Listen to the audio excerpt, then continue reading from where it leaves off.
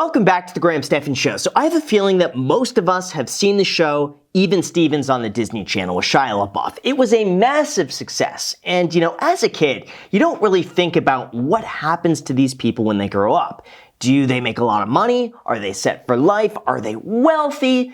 Well, in most cases, the answer is no. In a lot of cases, they wind up completely broke. Case in point, this actor, Christy Romano, who titled the video, How I Lost All My Money. She was on the show Even Stevens, and this is her video of how she lost everything. So with that said, want to comment on it as soon as you hit the like button and subscribe. Thank you so much, and now let's begin. This is how I blew all my Disney money. I started making money with Disney when I was 16, and there's a law called the Coogan Law that protects minors from their parents spending all their money. That's not exactly what happened to me. Okay, so for those unfamiliar, the Coogan Law basically just says that if a child is working, the parents must set aside 15% of their money in an account called Coogan account that can't be touched whatsoever until they turn 18 years old. And this is basically enacted so that the parents don't just receive all the money the kid makes, spend it, and then the child turns 18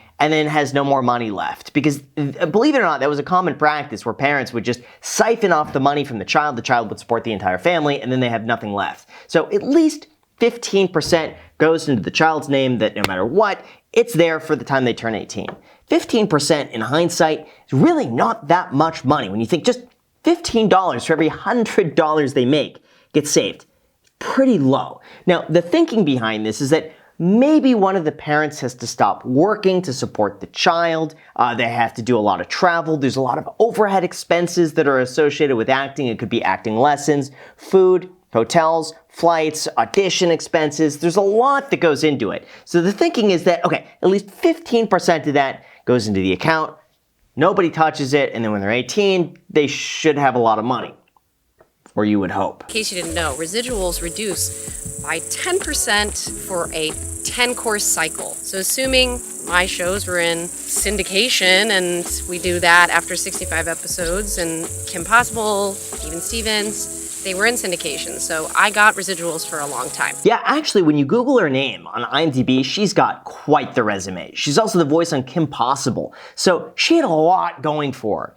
As a child, she was making a ton of money, so it'll be interesting to see exactly where it went. I was never told how much money I was making. Money didn't have a purpose for me. I didn't really know what it was. I just knew that I had it, and I didn't care about it. That's a problem. You gotta teach kids the value of each single dollar that they make. That's so irresponsible to just give an account to someone just because they turn 18 and say, here you go, that's it, and then nothing else. No explaining about how much money she's making, no explaining about how long this money could last, no explaining about what you should do with it, how you should invest responsibly, how you should save a portion, living below your means. None of it. That to me is like basically handing the keys to a Lamborghini to someone who's never driven a car before and just be like, yeah, there you go, enjoy, drive safely.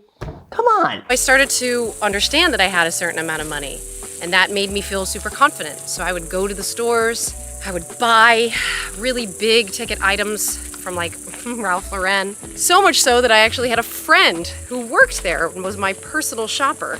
In my mind, she probably has anywhere between $300,000 to $2 million sitting in the account, has no idea how long that's going to last, at what rate that she could spend it. She probably thinks, you know what, if I have $1 million sitting here in the account, what does it matter if I spend $5,000 over here, $10,000 over there? I still have so much money.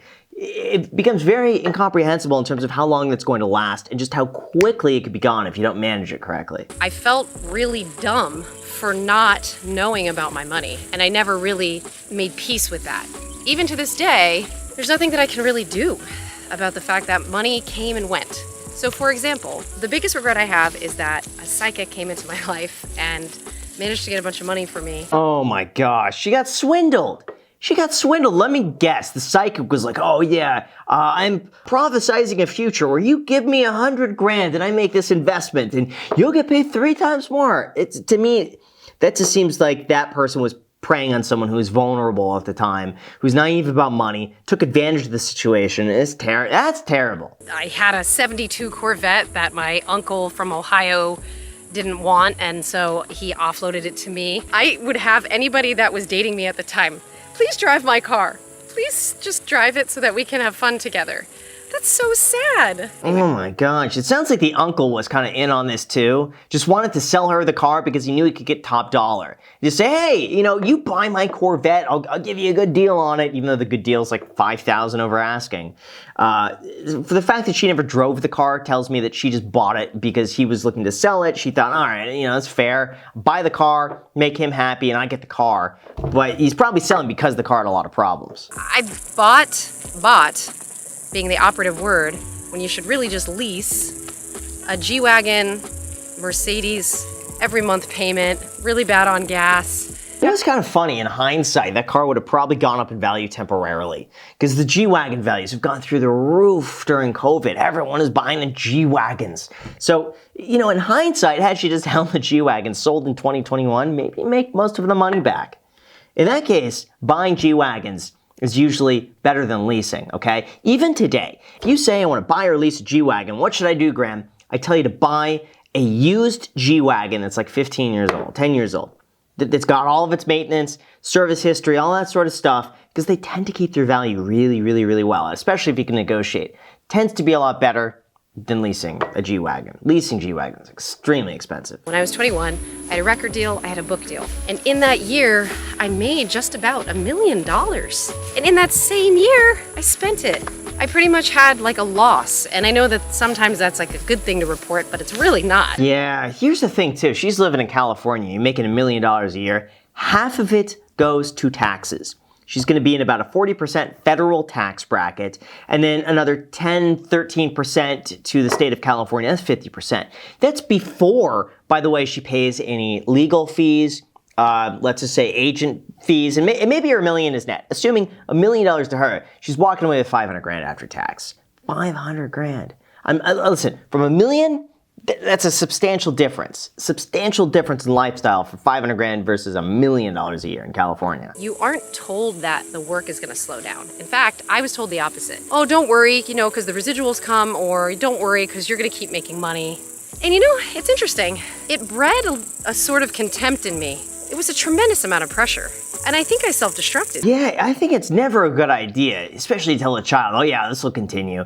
I think all the data out there suggests that for most people, it does not continue. There might be residuals amounting to, 10 to 50 grand a year. And that is a incredible lifestyle for a lot of people, especially if you're just, 18 to 20 years old, having residual income coming in on top of, that's fantastic. But I would basically say, if she has $2 million saved up, I would say, hey, you could spend $60,000 a year for the rest of your life. If you invest in a diversified portfolio, put it away in a trust or something like that, spend $60,000 a year, we'll have it automatically transferred out into your account, $5,000 every single month. No matter what happens, you get that $5,000 a month. You budget based on that.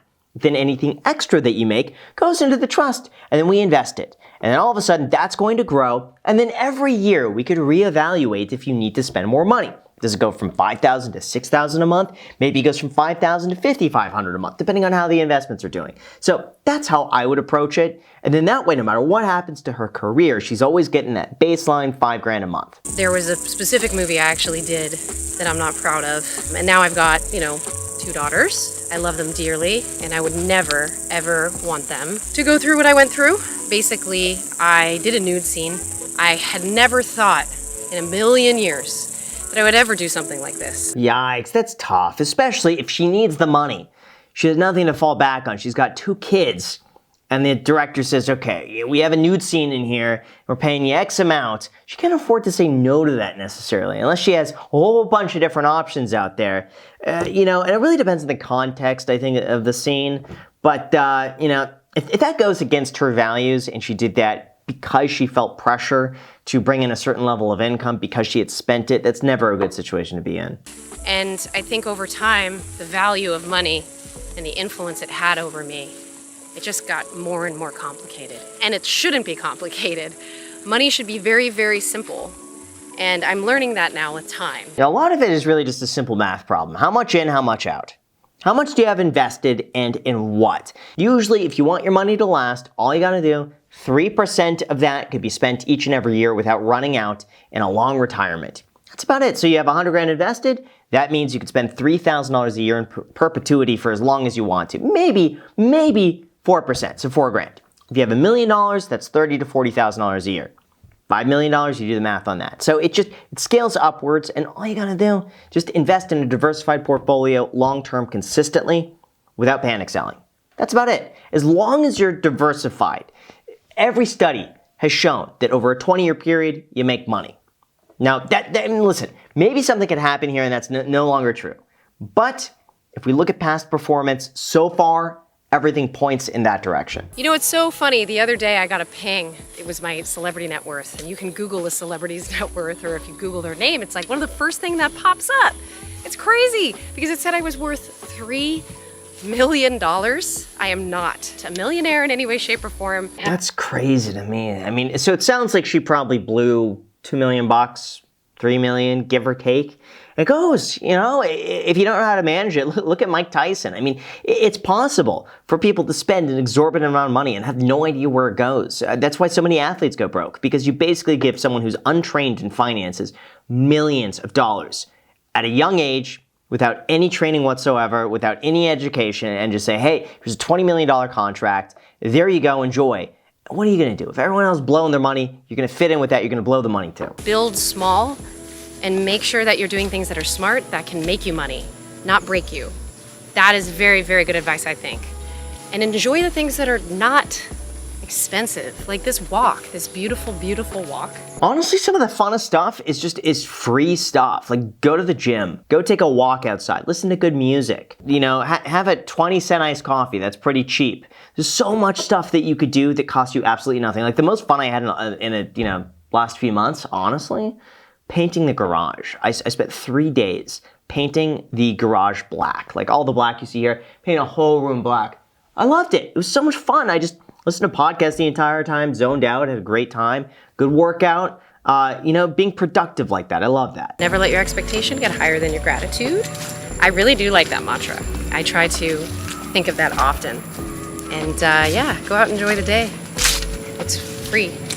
Fantastic video. So let me know what you guys think. Very amazing of her. The fact that she's so open about this, I think a lot of people could learn from this video, and 1.4 million people have seen it. So let me know what you guys think down below in the comment section. As always, feel free to add me on Snapchat, Instagram. Feel free to subscribe. And don't forget that you can get some free stocks worth all the way up to a few $1,000s with a paid affiliate link down below in the description when you make a deposit. Let me know which free stocks you get. Enjoy. Thank you so much, and until next time.